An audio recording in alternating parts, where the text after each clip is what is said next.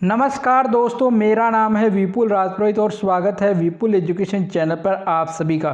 दोस्तों, आरबीएससी कक्षा 12 की जो हिस्ट्री की नई बुक लगी है जिसका नाम है आज़ादी के बाद स्वर्णिम भारत भाग 2, वो हमने प्रारंभ कर रखी है। इसका पहला पार्ट जिसका नाम था भारत के विकास की यात्रा सन 1965 से लेकर 1984 तक, तो वो पार्ट जो है हमने कंप्लीट कर दिया है।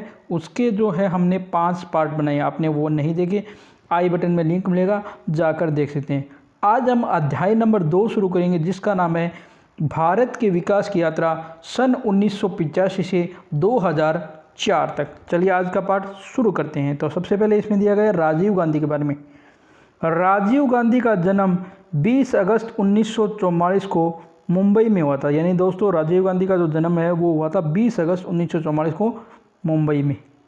वे सिर्फ 3 वर्ष के थे जब भारत स्वतंत्र हुआ और उनके नाना जवाहरलाल नेहरू स्वतंत्र भारत के प्रथम प्रधानमंत्री बने। यानी राजीव गांधी उस समय 3 वर्ष के थे जब देश आज़ाद हुआ और उनके जो नाना हैं जवाहरलाल नेहरू वह आज़ाद भारत के पहले प्रधानमंत्री बने। उनके पिता फिरोज गांधी सांसद बने और एक निडर और मेहनती सांसद के रूप में अपनी ख्याति अर्जित की। यानी राजीव गांधी के जो पिता हैं फिरोज गांधी, वो एक सांसद या एमपी बने और एक निडर का मतलब बिना डरने वाला, मेहनती और सांसद के रूप में अपनी ख्याति अर्जित की, यानी अपनी प्रसिद्धि पाई। उनकी माता श्रीमती इंदिरा गांधी थी जिन्होंने देश की एकता और अखंडता के लिए अपने प्राणों की आहुति दी थी। यानी उनकी जो माता इंदिरा गांधी थी जिसने देश की एकता और अखंडता के लिए अपने प्राणों की आहुति दी। लाल बहादुर शास्त्री की मृत्यु के बाद वे भारत की प्रधानमंत्री बनी थी। यानी जो लाल बहादुर शास्त्री जी हैं, इनकी मृत्यु के बाद इंदिरा गांधी प्रधानमंत्री बनी थी। अपनी माता के आकस्मिक मतलब अचानक निधन के बाद राजीव गांधी सन 1984 से सन 1989 तक यानी 5 वर्ष देश के प्रधानमंत्री रहे। स्वभाव से गंभीर लेकिन आधुनिक सोच एवं निर्णय लेने की अद्भुत क्षमता वाले श्री राजीव गांधी देश को दुनिया की उच्च तकनीकों से पूर्ण करना चाहते थे। यानी जो राजीव गांधी का स्वभाव है वह स्वभाव से गंभीर थे लेकिन आधुनिक सोच थी और निर्णय लेने की उनकी अद्भुत क्षमता थी। राजीव गांधी जो है देश को दुनिया की उच्च तकनीकी यानी जो हाई टेक्नोलॉजी है उससे पूर्ण करना चाहते थे, जिसके लिए वे बार बार कहते थे कि भारत को एकता बनाए रखने के उद्देश्य के अलावा उसके अन्य प्रमुख उद्देश्यों में से एक है 21वीं सदी के भारत का निर्माण। यानी उनका सपना था कि भारत जो है 21वीं सदी का भारत बने। दुर्भाग्यवश 21 मई 1991 को राजीव गांधी को देशवासियों ने वक्त से पहले खो दिया। यानी दुर्भाग्यवश जो 21 मई 1991 को राजीव गांधी की एक बम जो दुर्घटना है उसमें मृत्यु होती है। श्री पेरुम्बदर तमिलनाडु में जो है एक आतंकी धमाके में राजीव गांधी की मृत्यु हो गई थी। प्रतिवर्ष राजीव गांधी के जन्म दिवस यानी 20 अगस्त को देश में सद्भावना दिवस के रूप में मनाया जाता है। यानी आपको ध्यान रखना है कि राजीव गांधी का जो जन्म दिवस है वो किस रूप में मनाया जाता है? सद्भावना दिवस। इसे समरसता दिवस तथा राजीव गांधी अक्षय ऊर्जा दिवस के नाम से भी जाना जाता है। यह महत्वपूर्ण दिवस भारत के दिवंगत भूतपूर्व प्रधानमंत्री राजीव गांधी की स्मृति में मनाया जाता है। राजीव गांधी सरकार का एकमात्र मिशन था दूसरों के लिए अच्छी भावना रखना था। भारत के सभी धर्मों के बीच सामुदायिक समरसता यानी भाईचारा, राष्ट्रीय एकता, शांति, प्यार और लगाव को बढ़ाने के लिए ये दिवस मनाया जाता है। राजीव गांधी के शब्दों में भारत एक पुराना देश पर एक युवा राष्ट्र है। यानी भारत एक पुराना देश है लेकिन युवाओं का राष्ट्र है। युवा होने के नाते हमारे अंदर अधीरता है। अधीरता का मतलब उत्सुकता होती है। मैं जवान हूँ और मेरा एक सपना है। यानी राजीव गांधी कहा कि मैं जवान हूँ और मेरा सपना है कि मैं भारत को शक्तिशाली, स्वतंत्र, आत्मनिर्भर और मानवता की सेवा में दूसरे देशों की तुलना में सबसे अग्रणी देखना चाहता हूँ। यानी उन्होंने कहा कि मैं जो है भारत को सबसे शक्तिशाली, स्वतंत्र और आत्मनिर्भर और मानवता की सेवा में दूसरे देशों की तुलना में सबसे आगे देखना चाहता हूँ। राजीव गांधी जी ने जहाँ लाइसेंस राज को प्रभाव को कम किया वहीं आर्थिक नीतियों में भी इन्होंने सुधार किया था। अमेरिका और सोवियत संघ के साथ भारत के संबंधों को मजबूत बनाने की दिशा में अनेक उल्लेखनीय प्रयास किए। राजीव गांधी को भारत में संचार क्रांति लाने का श्रेय भी दिया जाता है। उनके प्रधानमंत्री काल में अनेक महत्वपूर्ण कार्य किए गए जिनमें से कतिपय यहाँ उल्लेखित है। तो सबसे पहले पढ़ते हैं चुनाव सुधार या राजनीतिक शुचिता। दल बदल विरोधी कानून। लोकतांत्रिक प्रक्रिया में राजनीतिक दल सबसे महत्वपूर्ण घटक होते हैं। यानी जब जो लोकतांत्रिक प्रक्रिया या डेमोक्रेसी जो सिस्टम है इसमें जो राजनीतिक दल या पार्टियां होती है वो सबसे महत्वपूर्ण होती है।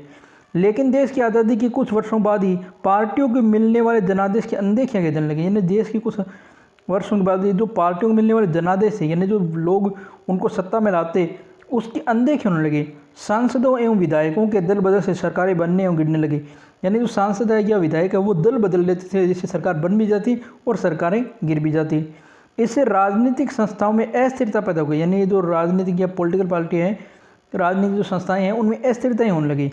सांसदों एवं विधायकों में दल बदल की प्रवृत्ति अत्यधिक बढ़ गई, यानी बहुत ज़्यादा उनकी प्रवृत्ति बढ़ गई थी। अतः इस स्थिति पर अंकुश लगाने की आवश्यकता महसूस की जाने लगी। यानी ऐसी स्थिति न हो, इसके लिए इस पर कोई कड़ा कानून होना चाहिए। राजीव गांधी सरकार ने राजनीतिक जीवन में शुचिता यानी स्थायित्व लाने के लिए 52वां संविधान संशोधन अधिनियम 1985 द्वारा सांसदों एवं विधायकों द्वारा एक राजनीतिक दल से दूसरे राजनीतिक दल में दल बदल के आधार पर निर्हरता के बारे में प्रावधान कर संविधान में एक नई अनुसूची यानी 10वीं अनुसूची जोड़ी।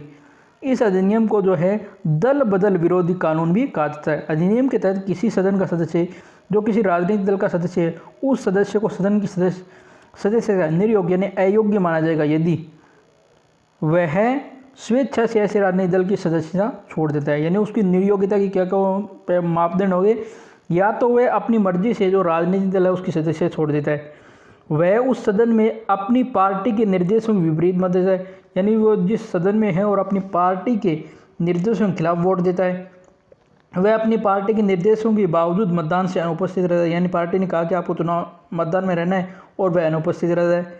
कोई निर्दलीय सदस्य किसी राजनीतिक पार्टी में शामिल हो जाता है तो भी उसकी सदस्यता निरस्त होगी। 6 महीने की समाप्ति के बाद यदि कोई मनोनीत सदस्य किसी राजनीतिक दल में शामिल हो जाता है तो भी उसकी सदस्यता निरस्त होगी। इस दल बदल विरोधी कानून की रूपरेखा राजनीतिक दल बदल के दुष्प्रभाव जो कि पद के लालच या भौतिक पदार्थों की प्रलोभन यानी रुपये पैसे की इस प्रकार के अन्य प्रलोभनों से प्रेरित थे पर रोक लगाने के लिए की गई थी। इसका उद्देश्य लोकतंत्र को मजबूती प्रदान करना तथा असैद्धांतिक अनैतिक जो दल बदल है इस पर रोक लगाना था। राजीव गांधी ने इसे सार्वजनिक जीवन में सुधारों की पहला ही साहसिक कदम में बताया था। उनके विधि मंत्री ने कहा था, यदि भारतीय लोकतंत्र की परिपक्वता और स्थिरता को परखना है तो 52वां संविधान संशोधन विधेयक को दोनों सदनों में एकमत से स्वीकृत होना इसका प्रमाण है। ये दल बदल विरोधी कानून सांसदों एवं विधायकों की दल बदल की प्रवृत्ति पर रोक लगाकर राजनीतिक संस्थाओं में उच्च स्थिरता स्थापित करने में महत्वपूर्ण भूमिका निभा रहा है। इस कानून से राजनीतिक स्तर पर शुचिता यानी स्थायित्व स्थापित करने में भी मदद मिली। इससे विद्यमान राजनीतिक दलों को एक संवैधानिक पहचान प्राप्त भी हुई। मताधिकार की आयु में कमी या युवा शक्ति की ताकत।